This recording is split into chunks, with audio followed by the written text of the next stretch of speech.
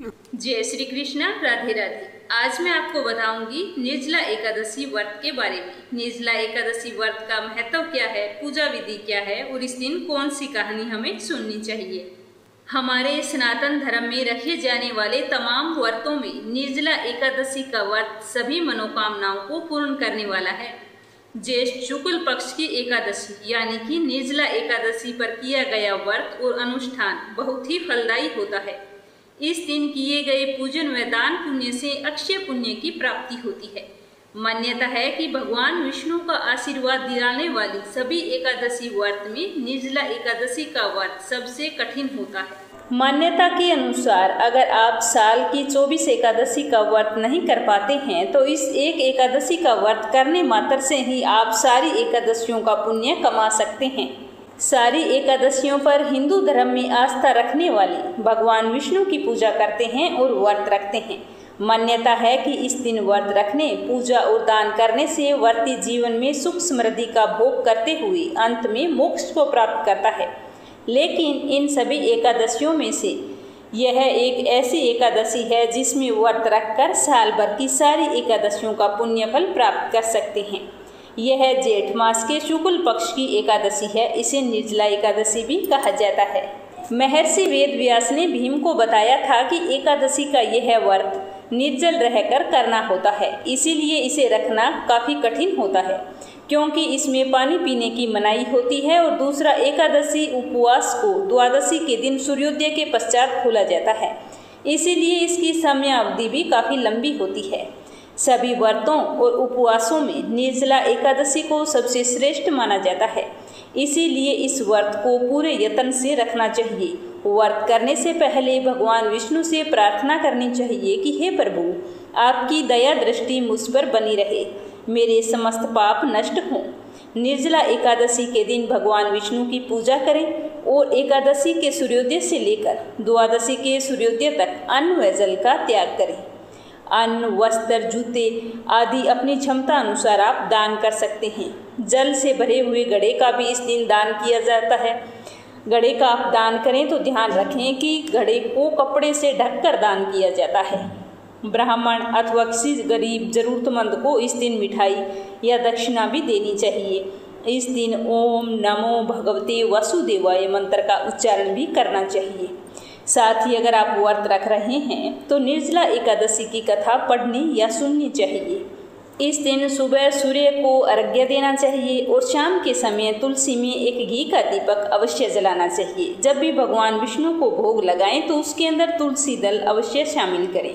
लेकिन ध्यान रखें कि एकादशी के दिन तुलसी के पत्ते नहीं तोड़े जाते, इसीलिए आप एक दिन पहले तोड़कर रख सकते हैं। और ना ही एकादशी के दिन तुलसी में जल डाला जाता है। इस दिन श्रीमद् भागवत गीता का पाठ करना चाहिए या फिर सुनना चाहिए। इसके साथ ही गर्भ गीता का पाठ करना भी बहुत ही शुभ माना जाता है। साथ ही गर्भ गीता का पाठ संभव हो तो जरूर करें या फिर सुन सकते हैं। एकादशी की शाम को भजन कीर्तन भी अवश्य करने चाहिए और हर समय भगवान श्री हरि विष्णु का स्मरण करते रहें। इस दिन किसी की चुगली निंदा ना करें, किसी से लड़ाई झगड़ा ना करें। दूसरे दिन यानी कि द्वादशी के दिन सूर्योदय के बाद विधि पूर्वक ब्राह्मण को भोजन करवाकर तत्पश्चात अन्न व जल ग्रहण करें। व्रती को ध्यान रखना चाहिए कि गलती से भी स्नान व आचमन के अलावा जल ग्रहण ना करें। आचमन में भी नाम मात्र जल ही ग्रहण करना चाहिए। यह गर्मी का महीना होता है, इसीलिए इस दिन पानी की व्यवस्था भी अवश्य करनी चाहिए। जेठ माह में जल दान का बहुत ही अधिक महत्व बताया गया है। अपने घर की छत पर पानी से भरा हुआ पात्र पक्षियों के लिए अवश्य रखें।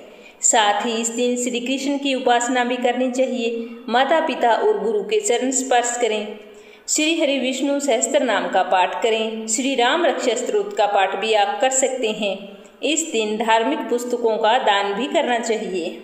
इस तरह एकादशी के सारे नियमों का पालन करते हुए जो भी व्यक्ति व्रत रखता है उसके सारे मनोरथ पूर्ण होते हैं और श्री हरि विष्णु का आशीर्वाद मिलता है। अब अपने सुनेंगे निर्जला एकादशी की व्रत कथा। बोलो श्री हरि विष्णु की जय हो। यह बात उस समय की है जब सर्वज्ञ वेद व्यास ने पांडवों को चारों पुरुषार्थ धर्म, अर्थ, काम और मोक्ष देने वाले एकादशी व्रत का संकल्प कराया था। तब युधिष्ठिर ने कहा कि जनार्दन, जेठ मास के शुक्ल पक्ष में जो एकादशी पड़ती है, कृपा करके उसका वर्णन कीजिए।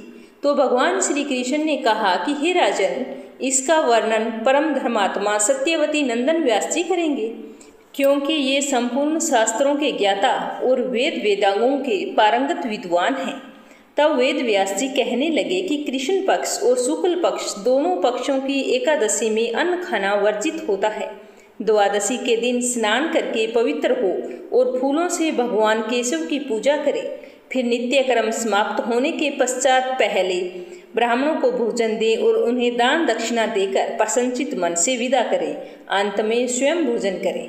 यह सुनकर भीमसेन बोले कि परम बुद्धिमान पितामह है, मेरी उत्तम बात सुनिए। राजा युधिष्ठिर, माता कुंती, द्रौपदी, अर्जुन, नकुल और सहदेव ये एकादशी को कभी भोजन नहीं करते तथा मुझसे भी हमेशा यही कहते हैं कि भीमसेन, एकादशी को तुम अन्न न खाया करो। परंतु मैं उन लोगों से यही कहता हूँ कि मुझसे भूख सहन नहीं होती, मैं अन्न के बिना जिंदा नहीं रह सकता। तो भीमसेन की बात सुनकर व्यास जी ने कहा कि यदि तुम नरक को दूषित समझते हो और तुम्हें स्वर्ग लोक की प्राप्ति अभिष्ट है, तो तुम्हें एकादशियों के दिन भोजन नहीं करना चाहिए। तो भीमसेन बोले कि महाबुद्धिमान पितामह, मैं आपके सामने सच कहता हूँ, मुझसे एक बार भोजन करके भी व्रत नहीं किया जा सकता, तो फिर मैं उपवास कैसे रख सकता हूँ। मेरे पेट में वृक्क नामक अग्नि सदा प्रज्वलित रहती है, अतः जब मैं अधिक खाता हूँ तभी यह शांत होती है। अगर मैं कुछ भी नहीं खाऊंगा तो मेरा क्या होगा। इसीलिए हे महामुनि, मैं पूरे वर्ष भर में केवल एक ही उपवास कर सकता हूँ, जिससे स्वर्ग की प्राप्ति हो, जिसके करने से मैं कल्याण का भागी हो सकूँ। ऐसा कोई व्रत या तप मुझे निश्चय करके बताइए, मैं आपसे वादा करता हूँ कि पूरे नियम से मैं उसका पालन करूँगा। तो व्यास जी ने कहा कि भीम, जेठ मास में सूर्य वृष राशि पर हो या मिथुन राशि पर हो, शुक्ल पक्ष में जो एकादशी हो उसका यत्न पूर्वक निर्जल व्रत करो। केवल कुल्ला या आचमन करने के लिए मुख में जल डाल सकते हो, उसको छोड़कर किसी प्रकार का जल विद्वान पुरुष मुख में ना डाले, अन्यथा यह व्रत भंग हो जाता है। एकादशी को सूर्योदय से लेकर दूसरे दिन सूर्योदय तक मनुष्य जल का त्याग करे तो यह व्रत पूर्ण होता है। उसके बाद द्वादशी को सुबह जल्दी उठकर स्नान करे। उसके बाद में ब्राह्मणों को विधि पूर्वक जल और सोने का दान करे तथा भोजन करवाकर प्रसन्नचित मन से ब्राह्मणों को विदा करे। उसके बाद में अपने व्रत का पारण करना चाहिए। वर्ष भर में जितनी एकादशियां होती हैं उन सब का फल निर्जला एकादशी के पालन मात्र से ही मनुष्य प्राप्त कर लेता है, इसमें तनिक भी संदेह नहीं है।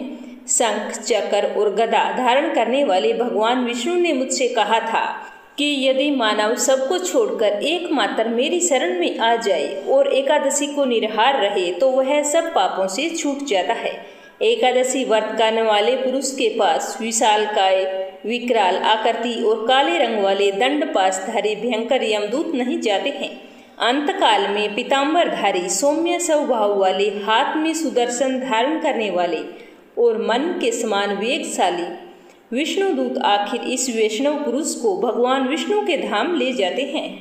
अतः निर्जला एकादशी को पूर्ण यत्न करके उपवास और श्री हरि का पूजन करो। स्त्री हो या पुरुष, यदि उसने मेरु पर्वत के बराबर भी महान पाप किया हो तो वह इस एकादशी के व्रत के प्रभाव से भस्म हो जाता है। जो मनुष्य उस दिन जल के नियम का पालन करता है वह पुण्य का भागी होता है। उसे एक एक पहर में कोटि कोटि स्वर्ण मुद्रा दान करने का फल प्राप्त होता है। मनुष्य निर्जला एकादशी के दिन स्नान, दान, जप, तप, होम आदि जो कुछ भी करता है वह सब अक्षय हो जाता है। यह भगवान श्री कृष्ण का कथन है। निर्जला एकादशी को विधि पूर्वक उत्तम रीति से उपवास करके मानव वैष्णव पद को प्राप्त करता है। जो मनुष्य एकादशी के दिन अन्न खाता है वह पाप का भोजन करता है। इस लोक में वह चंडाल के समान है और मरने पर दुर्गति को प्राप्त होता है। जो जेठ के शुक्ल पक्ष में एकादशी को उपवास करके दान करेंगे वे परम पद को प्राप्त होंगे। जिन्होंने एकादशी को उपवास किया है वे ब्रह्म हत्यारे, शराबी, चोर तथा गुरुद्रोही होने पर भी सब पातकों से मुक्त हो जाते हैं। हे कुंती नंदन, निर्जला एकादशी के दिन श्रद्धालु स्त्री पुरुषों के लिए जो विशेष दान और कर्तव्य विहित है उन्हें सुनो। उस दिन जल में शयन करने वाले भगवान विष्णु का पूजन और जलमयी धेनु का दान करना चाहिए अथवा प्रत्यक्ष धेनु या घृतमयी धेनु का दान उचित है। पर्याप्त दक्षिणा और भांति भांति के मिष्टानों द्वारा पूरे यत्न पूर्वक ब्राह्मणों को संतुष्ट करके विदा करना चाहिए। ऐसा करने से ब्राह्मण अवश्य संतुष्ट होते हैं और उनके संतुष्ट होने पर ही श्री हरि मोक्ष प्रदान करते हैं। जिन्होंने सम दम और दान में परिवर्त हो श्री हरि की पूजा और रात्रि में जागरण करते हुए इस निर्जला एकादशी का व्रत किया है, उन्होंने अपने साथ ही बीती हुई 100 पीढ़ियों को और आने वाली 100 पीढ़ियों को भगवान वासुदेव के परम धाम में पहुंचा दिया है। निर्जला एकादशी के दिन अन्न, वस्त्र, गऊ, जल, सैया, सुंदर आसन, छाता आदि दान करने चाहिए। इस दिन श्रेष्ठ और सुपात्र ब्राह्मण को जूतों का दान करना चाहिए। वह सोने के विमान पर बैठकर स्वर्ग लोक में जाता है। जो इस एकादशी की महिमा को भक्ति पूर्वक सुनता है अथवा उसका वर्णन करता है वह स्वर्ग लोक में जाता है। चतुर्दशी युक्त अमावस्या को सूर्य ग्रहण के समय श्राद्ध करके मनुष्य जिस फल को प्राप्त करता है वही फल इसके सुनने से भी प्राप्त होता है। पहले दंत धावन करके यह नियम लेना चाहिए कि मैं भगवान केशव की प्रसन्नता के लिए एकादशी को निराहार रहकर आचमन के सिवा दूसरे जल का भी त्याग करूंगा।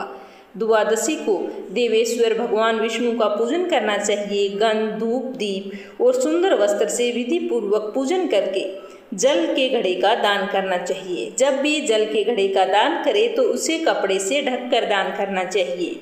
घड़े का दान करते समय इस मंत्र का उच्चारण भी अवश्य करना चाहिए कि संसार सागर से तारने वाले हे देव ऋषिकेश, इस जल के घड़े का दान करने से आप मुझे परम गति को प्राप्त कराइए। इसीलिए हे भीमसेन, जेठ मास में शुक्ल पक्ष की जो शुभ एकादशी होती है उसका निर्जल व्रत करना चाहिए। उस दिन श्रेष्ठ ब्राह्मणों को शक्कर के साथ जल के घड़े का दान करना चाहिए। ऐसा करने से मनुष्य भगवान विष्णु के समीप पहुंचकर आनंद का अनुभव करता है। उसके पश्चात द्वादशी को ब्राह्मण को भोजन कराने के बाद स्वयं भोजन करे। जो इस प्रकार पूर्ण रूप से पाप नाशनी एकादशी का व्रत करता है वह सब पापों से मुक्त होकर आनंदमय पद को प्राप्त होता है। यह सुनकर भीमसेन ने भी इस शुभ एकादशी का व्रत करना शुरू कर दिया। तब से इस लोक में पांडव द्वादशी के नाम से यह व्रत विख्यात हुआ। जेठ शुक्ल पक्ष एकादशी के दिन भगवान श्री कृष्ण ने देवी रुक्मणी का हरण किया था, अतः यह एकादशी रुक्मणी हरण एकादशी के नाम से भी जानी जाती है। अब अपने सुनेंगे भगवान श्री कृष्ण की एक बहुत ही सुंदर कहानी जो एकादशी के व्रत में अवश्य सुननी चाहिए। बोलो श्री कृष्ण भगवान की जय हो। बोलो ठाकुर जी महाराज की जय हो। बोलो बांके बिहारी की जय हो। बोलो श्री कृष्ण के समस्त स्वरूपों की जय हो। एक ब्राह्मण था। वह रोजाना घर घर जाकर भागवत गीता का पाठ किया करता था। एक दिन उन्हें एक चोर ने पकड़ लिया और कहा कि तेरे पास जो कुछ भी है मुझे दे दे। तब वह पंडित बोला कि बेटा मेरे पास कुछ भी नहीं है, तुम एक काम करना, मैं यहीं पड़ोस के घर में जाकर भागवत गीता का पाठ करता हूँ। वो यजमान बहुत ही दानी लोग हैं। जब मैं कथा सुना रहा होता हूँ तब तुम उनके घर जाकर चोरी कर लेना। तो चोर ने उनका कहा मान लिया और उस पंडित को छोड़ दिया। दूसरे दिन जब पंडित जी पड़ोस में कथा सुनाने गए तब वो चोर भी वहां पर आ गया।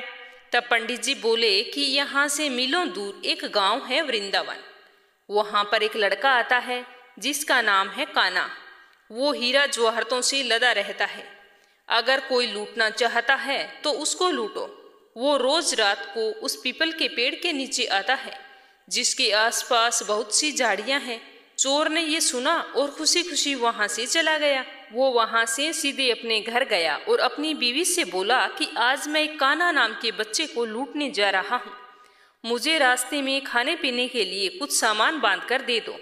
तो उसकी पत्नी ने सत्तू उसको दे दिया और कहा कि बस यही है जो कुछ है।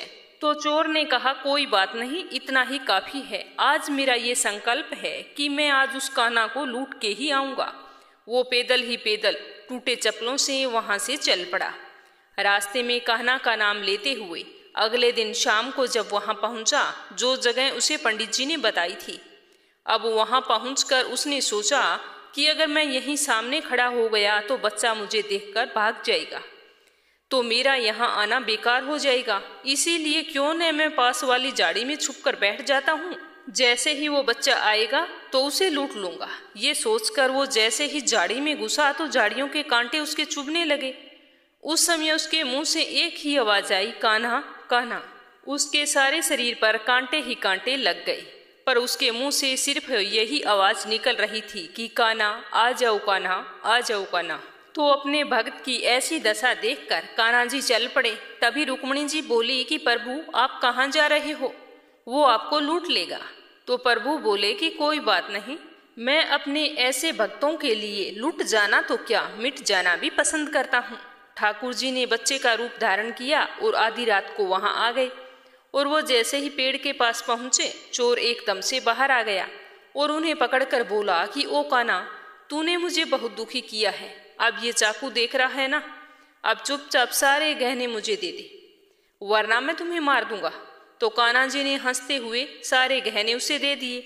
चोर हंसी खुशी अगले दिन अपने गांव वापस पहुंच गया। सबसे पहले उस जगह गया जहां पर पंडित जी कथा सुना रहे थे। जितने भी गहने वो चोरी करके लाया था, उनका आधा हिस्सा पंडित जी के चरणों में रख दिया। जब पंडित जी ने पूछा कि ये क्या है, तब उसने कहा कि आपने ही मुझे उस कान्हा का पता दिया था, मैं उसी को लूट के आया हूँ और ये आपका आधा हिस्सा है। तो पंडित जी ने सुना तो यकीन नहीं हुआ और बोले कि मैं इतने सालों से पंडिताई कर रहा हूँ, वो मुझे आज तक नहीं मिला और तुझ जैसे पापी को कहना कहाँ से मिल सकता है। तो चोर ने कहा कि मैं सच बोल रहा हूँ। चोर के बार बार यही बात कहने पर पंडित जी बोले कि चल मैं भी चलता हूँ तेरे साथ वहाँ पर, मुझे भी दिखा कान्हा कैसा दिखता है। और वो दोनों वहाँ से चल दिए। चोर ने पंडित जी को कहा कि आओ मेरे साथ, यहाँ पर छुप कर बैठ जाओ। दोनों का शरीर फिर कांटों से लूलूहान हो गया और बस मुंह से एक ही आवाज निकली कि कान्हा कान्हा आ जाओ। ठीक मध्य रात्रि कान्हा जी बच्चे के रूप में वहां आए तो दोनों झाड़ियों से निकलकर बाहर आ गए। पंडित जी की आंखों में आंसू थे, वो फूट फूट कर रोने लग गए। चोर के चरणों में गिर पड़े और बोले कि हम जिसे आज तक देखने के लिए तरसते रहे, जो आज तक लोगों को लूटता आया है, तुमने आज उसे ही लूट लिया। तुम धन्य हो, आज तुम्हारी वजह से मुझे कान्हा के दर्शन हुए हैं, तुम धन्य हो। इसीलिए कहा जाता है कि जो सच्चे दिल से कृष्ण कन्हैया को पुकारता है तो वो भागे भागे चले आते हैं। तो प्रेम से कहिए श्री राधे राधे, मेरो तो गिरधर गोपाल दूसरो ना को। हरि विष्णु की जय हो, बोलो श्री कृष्ण भगवान की जय हो। तो मेरे द्वारा सुनाई गई कहानी और एकादशी की जानकारी आपको कैसी लगी, कमेंट बॉक्स में अवश्य बताना और इस वीडियो को ज़्यादा से ज़्यादा शेयर करना। मीरा भक्ति चैनल को सब्सक्राइब करना बिल्कुल नहीं भूलना। भगवान श्री हरि विष्णु आपकी समस्त मनोकामनाएं पूरी करें। जय श्री कृष्णा, राधे राधे।